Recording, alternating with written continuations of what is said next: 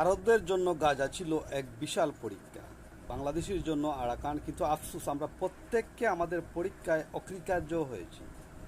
রোহিঙ্গা মুসলমানদের সাহায্য যখন আমরা নীরব থেকেছি, তখনই আমাদের অন্তর ভেঙে পড়েছিল। তবুও আজ গাজার প্রসঙ্গে এসে আমরা আরবদের ব্যর্থতা নিয়ে সমালোচনা করে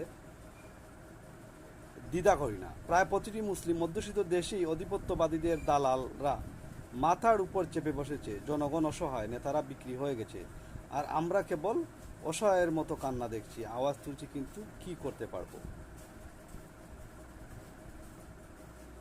জনগণ অসহায়, নেতারা বিকৃত হয়ে গেছে, আর আমরা কেবল অসহায়ের মতো কান্না দেখছি। আরব আরবের এই বিপ্লব কি কখনো হবে, যেখানে আরব প্লাস পাশাপাশি অন্যান্য মুসলিম দেশগুলো একত্রিত হয়ে একই সুরে আওয়াজ তুলবে ইসরায়েলের বিরুদ্ধে? হয়তো সেদিনের আশায় আছি।